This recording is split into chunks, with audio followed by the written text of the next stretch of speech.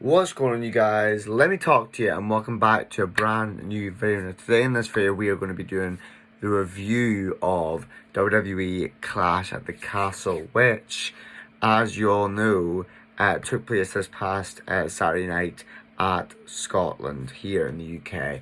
Now, me and my girlfriend were obviously there because we sent you a lovely wee predictions video from our hotel room in Glasgow, Scotland, and today I'll be going through the review of the event. And honestly, I would rate the event 5 out of 5, 10 out of 10. It was a banger of an event.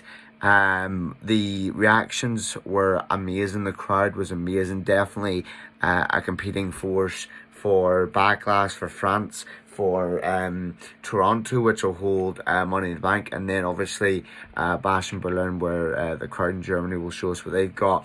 But honestly, it was a crazy night full with like a bunch of upsets and a bunch of like shocking moments. Like honestly, it was really good night. So we're gonna start off this review with the WWE Championship match, I Quit match between AJ Styles, the challenger, and Cody Rhodes as the champion. Now, this match was amazing, honestly. It was everything an I Quit match needs to be. I can't really say I enjoyed the finish, though. The finish was a wee bit weak. The fact that it only took Cody to show a bit of force with the stairs for AJ Styles to quit. So it was a wee bit of a letdown with the ending. But the fact that Mama Rhodes got involved, and honestly, the Cody chants were electrifying, both on Friday Night SmackDown and on at Clash at the Castle. You know, the fans just would not, we as the fans would just not stop saying, Cody Rhodes, Cody Rhodes, Cody Rhodes. Honestly, it was absolutely amazing. And then you had people saying AJ Styles sucks. I was even in the audience. I was actually shouting, "Retire AJ Styles!" Like it's quite funny. But honestly, no, a banger of a match. Two of honestly the best this industry has to offer. AJ Styles, yes, coming to possibly the end of his career, but honestly, they put on a banger. I definitely hope these guys get one more match. I kind of hope they've now had 2 matches. I hope that it's the best of 3. They get another match either at Money in the Bank or at SummerSlam.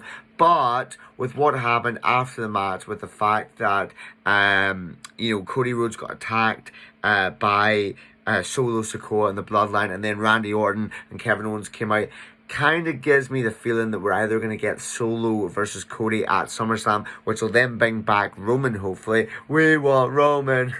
Which will then bring back Roman, hopefully. Or we'll get something like, possibly like even Randy Orton heel turn, because if you guys didn't notice this, at the end of the whole segment, at the end of the whole brawl, Randy Orton was actually seen staring at Cody's championship. So could that be maybe a foreshadowing to the future? But no, we had stuff like stairs in this. We had stuff like ladders. Also, it was amazing. We had the handcuffs. We had Cody getting whipped with a belt. Like, it was just... And Cody, honestly, and the fact that AJ Styles said, "Screw you, Cody Rhodes," halfway through the match. Like, you know, it's still not as good as many I Quit matches we've seen before, but honestly, definitely did put up a good match there, so they did. It was really good to see, obviously, the save, Randy Orton and Kevin Owens coming out for the save, but definitely a bit of foreshadowing, possibly Randy Orton versus Cody Rhodes at SummerSlam, or Solo versus Cody Rhodes at Money in the Bank. Roman comes back, you never know. But I would give it a 5 out of 5 and a 10 out of 10. The next one was the Unholy Union. I think that's what they're calling themselves. Strange. The Unholy Union versus Bianca Belair and Jade Cargill and Shayna Baszler and Zoe Stark for the women's tag team titles. Now, I've seen a lot of people criticise this match, saying that it was full of botches, saying that the women, like, there was just no...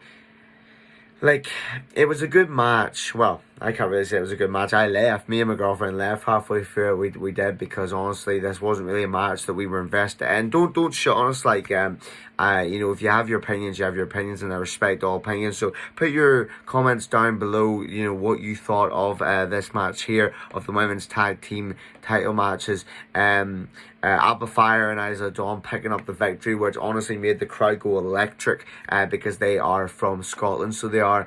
And honestly, I must give her credit. I can't remember if it's Isla Dawn or if it's Alba Fire, but one of them unfortunately had a very tragic accident recently. So honestly, big credit, big respect to her for pulling through, for that team getting through and putting on absolutely a banger of a match, and they deserve that moment in the sun. So they deserve it. So that was a good match. Yes, a good few criticisms as to, you know, the botches, the different botches, even the botches to win. Honestly, like, it's just, it was a good match, but obviously not my favourite. The next one is the Intercontinental Championship match between champion Sami Zayn and challenger Chad Gable. Now, this match, we kind of had the hope going into this match that Otis would finally snap and turn on Chad Gable, or maybe even Otis would be forced to help Chad Gable win. However, none of that happened. Otis was like this close to snapping. The whole Glasgow crowd was like, "We want Otis. We love Otis. Yes, we do. We love Otis. Yes, we do." Like, the whole crowd was going the guy. It was quite cute. It was quite fun. So it was quite electrifying. But no, Otis did not snap. He got up and all in Chad Gable's face, but then him, Tozawa, and Maxine Dupree left the arena, which I felt was, you know, Otis trying to say, you know, I want to protect my friends, but I'm also done with you for now, so I'm going to leave here with them.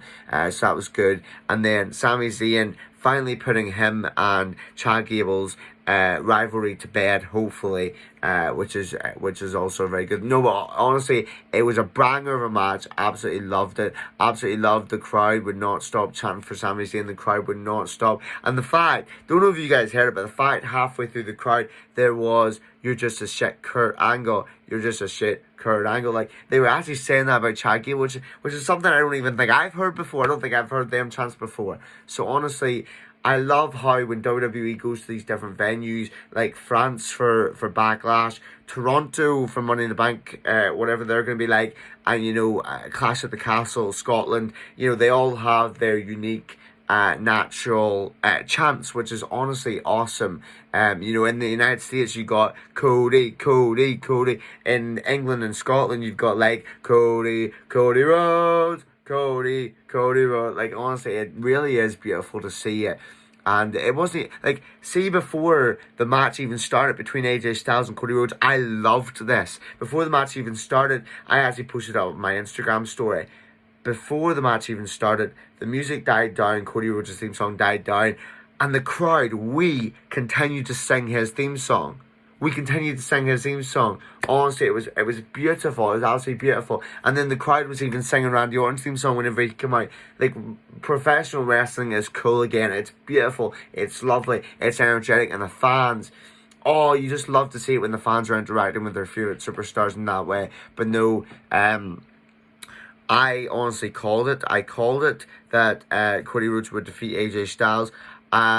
I didn't get my prediction right, though, on the Women's Tag Team Championship match. I did get my prediction right on Sami Zayn versus Chad Gable. It is not the right time to have Gable win that. It's not the right time to have him win that. He'll probably win it somewhere down the line. But speaking of last night's Raw, it looks a bit like Sheamus or Braun Breaker could be in for a title shot soon. But yes, that was the Intercontinental Championship match. The next one we're going to be reviewing is the WWE Women's Championship match between Bayley and Piper Niven. Now,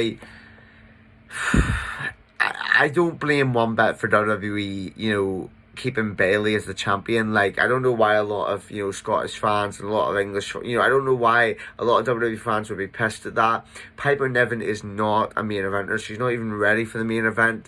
And honestly, I like what Triple H did with this event. He kind of thought to himself, you know, Alba Fire, Isla Dawn, will let them win the Women's Tag Team Championships, give the Scottish crowd something to remember.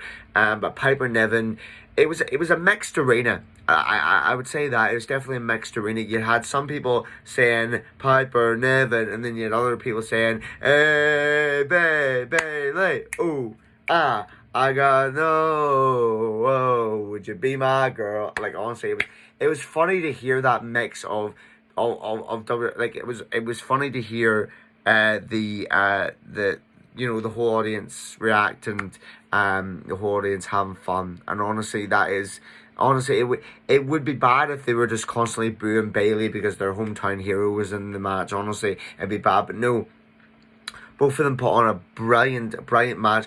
And WWE didn't even have Bayley turn heel for this, which is really, really good, because honestly, with Pirate Niven being the hometown girl, you wouldn't want, you would think that Bayley would kind of act like a heel during this match. She kept her babyface persona. I loved it. So yes, Bayley was the right one to win that. It's definitely not time for her at all yet. You never know who's next for her, but no, glad she kept it. The next one is the World Heavyweight Championship match between Damian Priest and Drew McIntyre. Oh gosh. I wanted to believe so much that McIntyre finally was going to get his crowning moment in front of his live audience, in front of his hometown, but it wasn't to be. It wasn't to be. McIntyre would get defeated. He would get screwed by none other than CM Punk. He'd get screwed. And I actually didn't realise it until I saw it, but when that referee came out, and then it was like 1, 2, and then he stopped, and I looked at it and I was like, oh my gosh, that's Punk! That's Punk! And then I was thinking to myself, I called it. Because the thing is, Triple H knows that CM Punk and Drew McIntyre already have a very heated rivalry. But how do you make it even more heated? You make it even more heated by having CM Punk cost Drew McIntyre in front of his own home country, his own hometown, Glasgow. It was different for Clash at the Castle on Wheels because that was Roman Reigns, and we all knew Drew McIntyre wasn't really the one to defeat Roman Reigns.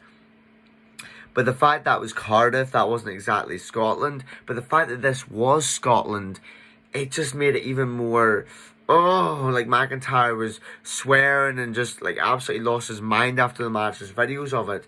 But no, honestly, I've seen people say on the internet recently that McIntyre versus Punk does not need a championship. And maybe that's the reason why Triple H decided to keep it on Damian Priest, because while it also fuels their rivalry, it also solidifies Damian Priest as a legitimate champion, not just a transitional champion. So honestly, sucks for McIntyre. I hate the fact that he lost again, especially in his own home country. Hopefully it's not one of those decisions that down the line kicks Triple H up the ass. But the fact that Damian Priest retains the championship, maybe it is just the right call. Honestly, it is, because I'll get to Raw in a second. But that was the show. I give it an 8 or 9 out of 10. 8 at best, because while it had banger matches, really, really good wrestling, really good chemistry with the wrestlers, I will say this.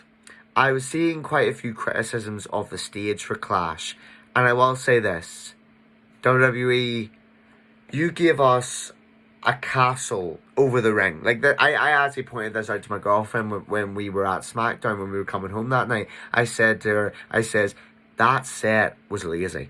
And it was lazy because, you literally had, the way you have those screens over the ring. Triple H could have had what he had for Clash at the Castle 2022, which is he could have had a castle over the ring to represent Clash at the Castle, like Cardiff. But he had nothing. And for the entrance, nothing. Like there wasn't even a Clash at the Castle theme. There wasn't even like, a lot of people were saying that they just wanted to save money. There wasn't even pyro. There was no smoke and mirrors. No nothing. There was no nothing. Like Clash at the Castle, yes, it's not WrestleMania, not SummerSlam, not as big as Money in the Bank was last year, but you could have had something for it, something more than something to make it feel more than just a house show. You know what I mean? So that's what I would say for the next Clash at the Castle. If we get another one in the next year or two, I would say to Triple H, give us a better set, give us something better to remember by, give us pyro, give us smoke, whatever you need to make it look like a really big stage, for the UK. But thank you all so much for watching. That was my review of Clash at the Castle. Just a quick roundup quickly, because we're going over time, of Monday Night Raw last night. So we finally got the debut of Uncle Howdy. Uncle Howdy came with Wyatt Six, but unfortunately it's not 6, it's actually 5, so it is. But I would say that is probably Uncle Howdy, Nikki Cross, Dexter Loomis, Eric Rowan, and you never know who the last person could be. It could be Joe Kofi, you never know, or Joe Coffey, I don't know if I'm pronouncing that right. I've heard rumours that those are the names. So yeah, basically what happened last night is they wrecked the whole arena. They wrecked literally the whole backstage area, and Uncle Howdy comes out and he's like, "We're here!" Now, as much as the delivery of it, the return of it was amazing, I don't like the fact that Uncle Howdy, just like, whether it's Bo Dallas or Uncle Howdy, they were like, "We're here," instead of "We're here." Like, Bray Wyatt, you don't want to mimic Bray Wyatt, you don't want to copy him, but just like, the fact that he says "We're here" sounds a bit like, Carl Anderson and Luke Gallows a bit. But that was amazing. That was amazing to see them. I can't wait to see what's down the line for Uncle Howdy's Wyatt 6. As well as the fact that we got another big addition to the Liv Morgan Dominic Mysterio storyline last night with Liv Morgan stealing Dominic's coat. Possibly Finn Balor stealing the hotel key, you never know. Or even Dom himself, you never know. He is in with Liv Morgan, so you never know. So that was actually quite spicy, and so you never know what's to come down the line. But Mommy's gonna be pissed when she goes back. Honest to God, she's gonna kill both of them. Also, whoa, Seth Rollins is back. Honestly, I was up to what, like 1:30 last night, and like my girlfriend sent me she sent me this Instagram reel, and it was like Seth Rollins making his return. I was like, oh my God, he's back. Seth Rollins is back on Monday Night Raw. Only 2 months, well, nearly only 2-3 months after WrestleMania, after going off to have surgery. Honestly, the fact that he's back is, oh, I love him. I love my guy, my GOAT. So you had Seth Rollins back. Jey Uso qualifies for the Money in the Bank contract. And finally, we love Otis. Chance got through to the big man. Otis is done with Gable. So is Cesaro. So is Maxine Dupree. They're done with Gable. Honestly, it was beautiful to see them finally break free from him. Expect a Julius Creed and Brutus Creed, the Creed brothers, heel turn very soon to join up with Chad Gable. Honestly, it's going to be brilliant. But thank you all so much for watching. That was a quick roundup of your episode of Raw. I'd give it about 9 out of 10. Thank you all so much for watching. Until we see you again, yeet!